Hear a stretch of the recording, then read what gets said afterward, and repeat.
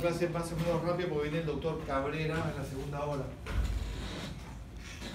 Los que no me conocen, yo soy el doctor Belín, trabajo en el Hospital de la Fuerza Aérea, ya hace un montón de años. Y me toca hablarles un poco sobre las fracturas. Y las fracturas, la definición clásica de una fractura pues es la pérdida de continuidad de un hueso, la ruptura de este, ¿no? Pero vamos a ver luego al final de esa clase que no es tan sencillo como eso, ¿no? No es solamente la pérdida de continuidad, es todo un tema, porque la fractura no solamente es que se rompió el hueso, sino que hay todo un conjunto de lesiones asociadas, lesiones de partes blandas. Para que se fracture un hueso tiene que lesionarse la piel, el músculo, el tejido celular, los tendones, entonces no es tan simple como que es la pérdida de continuidad de un hueso, ¿no? Entonces los mecanismos capaces de producir las fracturas pueden ser directos o indirectas, como ya lo vamos a ver con el desarrollo de la clase. Bueno, la intención no es darle todos los mandamientos del manejo de las fracturas, pero esas estamos, ¿no? Ya los spoileé. Bueno, entonces hablar de fracturas es hablar de huesos. Tenemos que dar una revisión rápida sobre lo que es la estructura del hueso. Tenemos dos tipos de hueso, el hueso cortical y el hueso trabecular o esponjoso.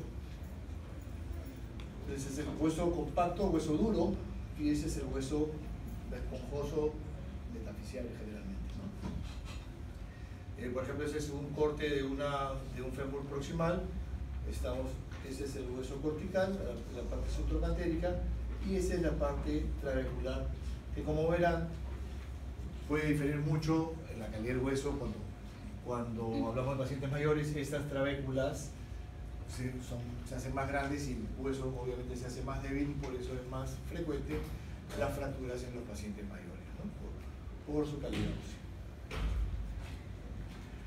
Entonces, hablando de la anatomía del hueso, tenemos en este corte un hueso tubular, tenemos el periósteo, que es digamos, la membrana que rodea el hueso, tenemos el hueso cortical propiamente, y tenemos el hueso esponjoso que va adentro, ¿no? El hueso cortical va a estar formado por ostiones. Está formado por ostiones, ustedes seguramente conocen mejor que yo, porque están más frescos con toda la parte de la anatomía y estos, ¿no?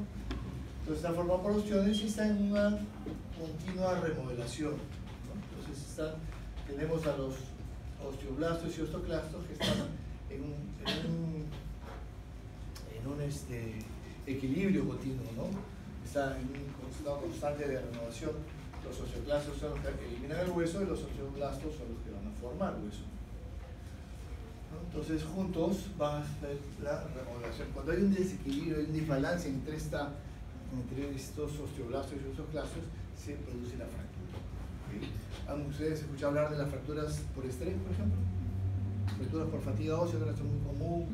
La gente que sale a correr, los maratonistas, están sufriendo ahora de fracturas por estrés, que son fracturas por sobreentrenamiento. El paciente, este deportista se sobreentrena, le da mucha carga y siente dolor, y es un dolor rico, pero no es un dolor rico, significa que su hueso se está fracturando, porque no le está dando tiempo a que se remodele. Eso está dando tanto impacto que está produciendo más reabsorción y no se está remodelando adecuadamente. Eso es lo que vamos a ver luego. Entonces, el hueso es espectacular, porque las fracturas se tienden a curar solas. Un hueso se fractura y tiende a consolidar solito. Si lo dejamos solo, va a formar callo, ¿okay? Siento que nosotros vamos a tratar de darle forma, alinearlo bonito para que suelde y consolide de una forma adecuada, ¿no? Entonces el callo es la respuesta natural del hueso vivo al movimiento de los fragmentos.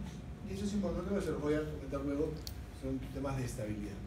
Entonces, por ejemplo, se hizo un estudio de fracturas de fémur en los años 40, 50, miren cómo el hueso consolida y remodela, pero consolida de forma viciosa. Como ven ahí, si pueden ver lo que están atrás, no sé si lo verán, pero ven cómo todos los malos alineamientos una pierna más grande que la otra, porque están consolidando en forma que no es la adecuada, ¿no? Y en eso intervenimos nosotros ahora. Eso es en la época antes de la osteosíntesis. Aumentaban las consolidaciones viciosas y aumentaban también las limitaciones funcionales.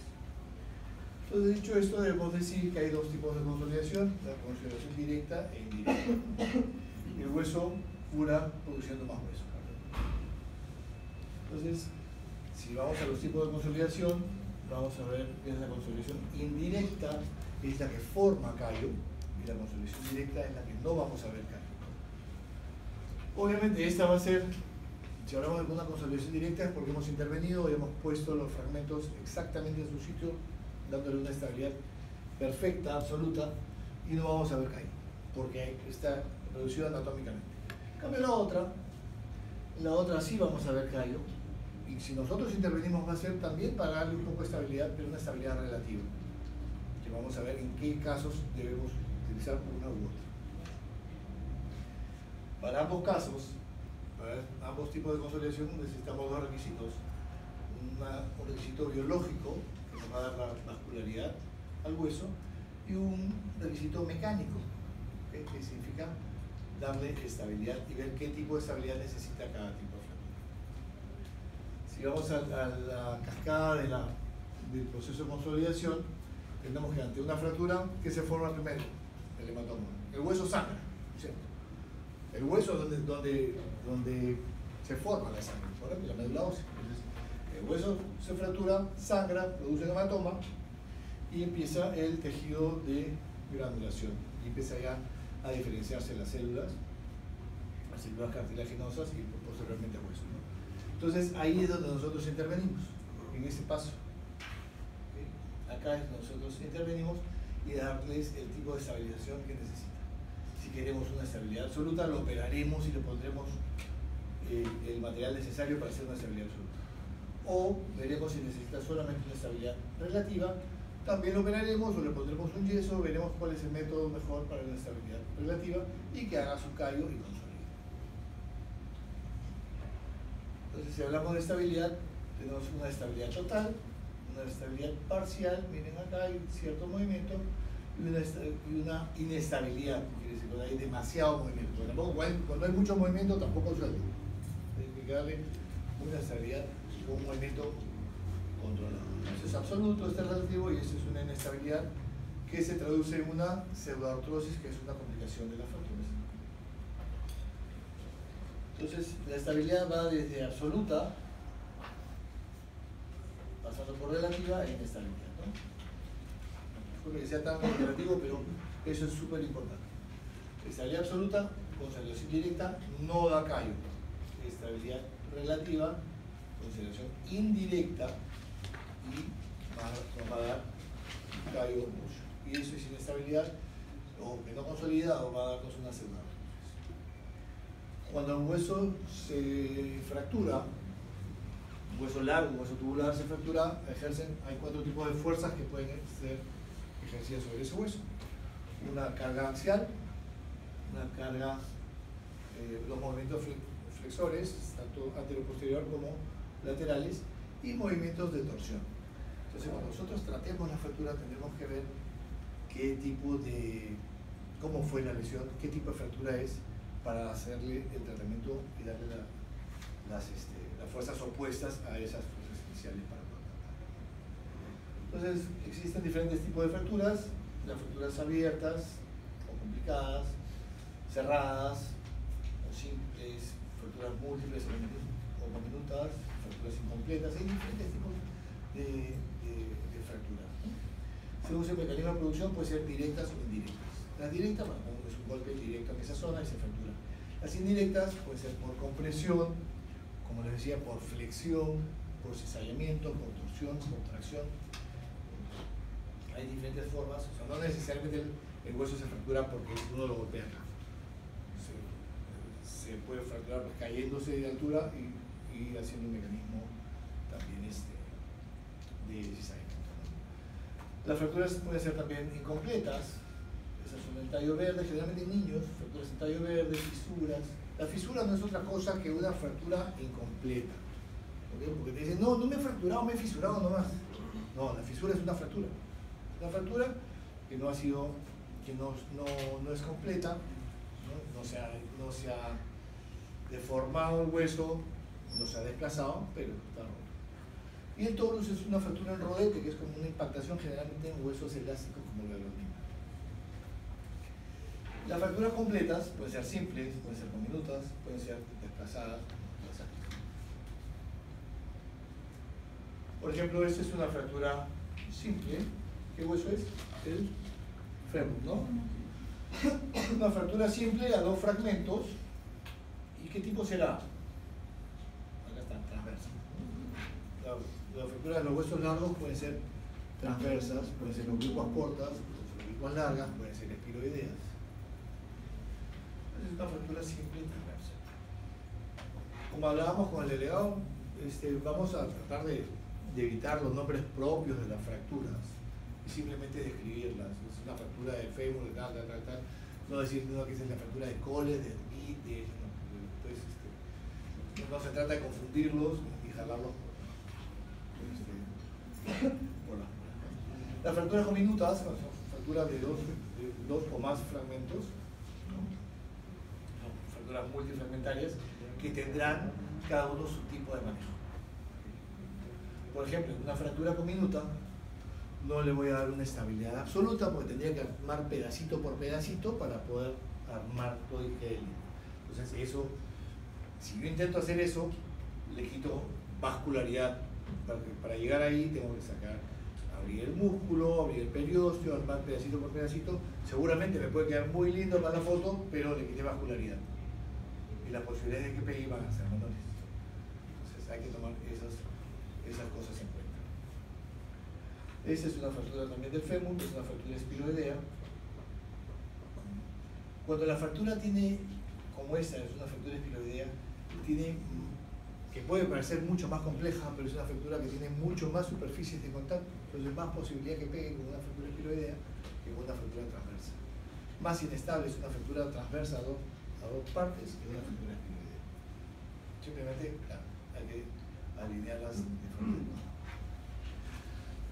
Para hablar el mismo idioma,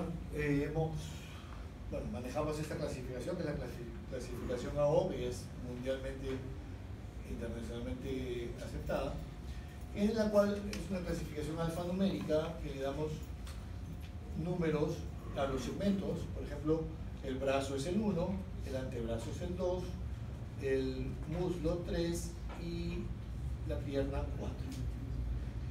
Luego le damos también un número al área que está tomada, ¿no? Entonces, la parte proximal es 1, la parte diaficiaria 2 y la parte distal 3. Obviamente la 1 y la 3 son fracturas metafisiarias cercanas a las articulaciones también, ¿no? Entonces, por ejemplo, esto es un húmero que es el 1, una fractura diaficiaria será el 2. ¿Okay? Fracturas diaficiarias. Y ahora el tipo es, si los números eran para ver qué hueso y en qué parte del hueso, las letras son para ver el tipo de fractura. Si es una fractura simple, con dos fragmentos, o es una fractura multifragmentaria con un tercer fragmento, o es una fractura compleja. Entonces las A, en todas las fracturas diaficiarias, las A son a dos fragmentos, las B con un tercer fragmento y las C con una fragmentarias, diminutas, segmentarias, son complejas, ¿no? Entonces todas las fracturas diaficiarias se manejan de esa forma. Cuando hablamos de la metáfisis, cuando hablábamos de los extremos, igual, el primer número es el hueso, el segundo número son la parte del hueso afectada, en este caso el 3, que es la parte distal. Y tenemos las que no comprometen la articulación, son las tipo A, las que comprometen la articulación parcialmente, son las tipo B, parcialmente porque este fragmento es el fracturado y el resto de la caña se continúa con la articulación.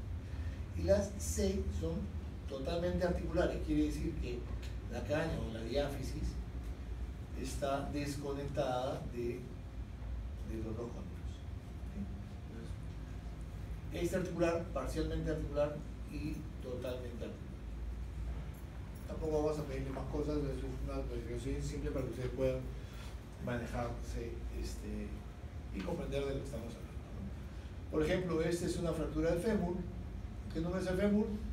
3. El 3. Aparte ya todos tienen las clases del año pasado. 3, ese es 2, ¿no? Porque es la diáfisis. Acá viene la duda, si es A o B. Si vamos, miren, si vemos acá, puede ser A. Si vemos aquí, podría ser una B. Pero la hemos clasificado como A, porque está a 2 fragmentos acá, y el fragmento este está unido, no se ha desprendido. Entonces, podría ser dudoso. A la hora que este paciente sea operado, lo más probable es que al pasar el clavo, esto se suelta. Eso se fragmente y dejará de ser una A y será una B. La clasificación no sirve para un manejo inicial, pero es una clasificación que es dinámica. La fractura estable se puede volver inestable también. Y si hablamos de fracturas, estamos hablando del hueso, les dije que también era importante para nosotros el manejo de las partes blandas. Pues hay fracturas cerradas, pero que tienen daño en partes blandas. Todas las fracturas tienen daño en partes blandas. Poquito o mucho, pero todas tienen partes blandas.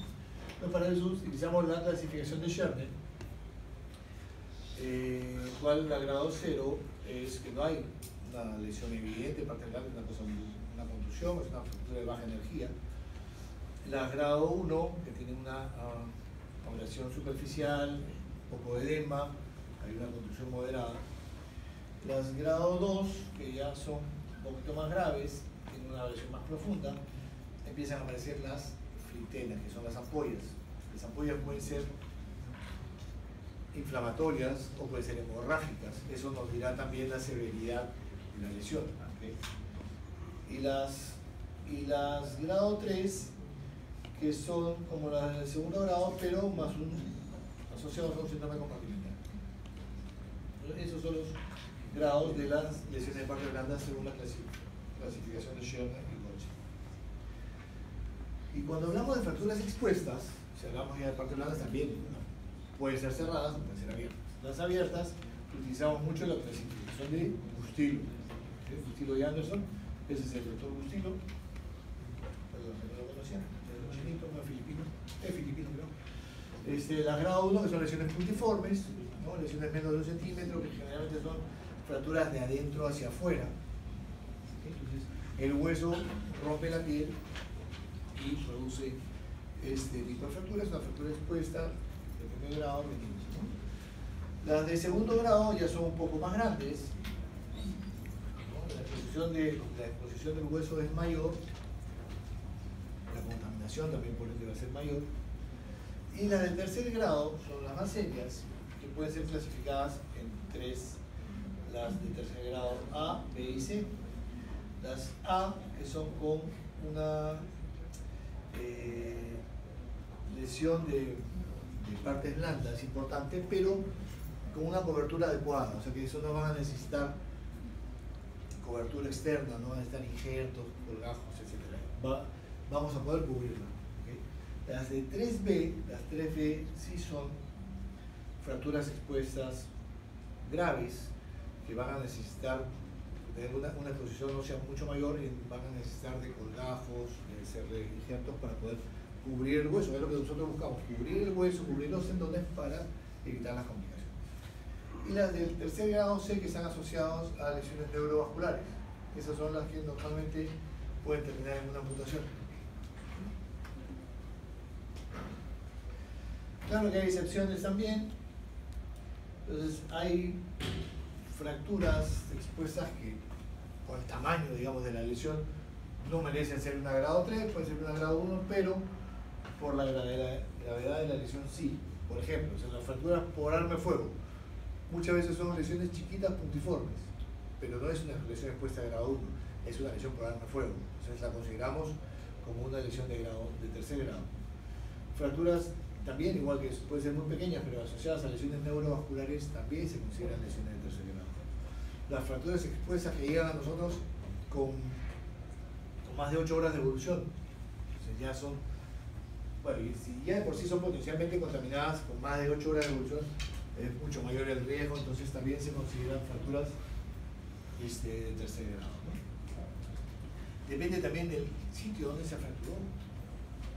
Ahí dicen lesiones o accidentes agrícolas, pero eso quiere decir, en realidad lo que busca eso es decir que el ambiente donde se lesionó pues está mucho más contaminado, ¿no?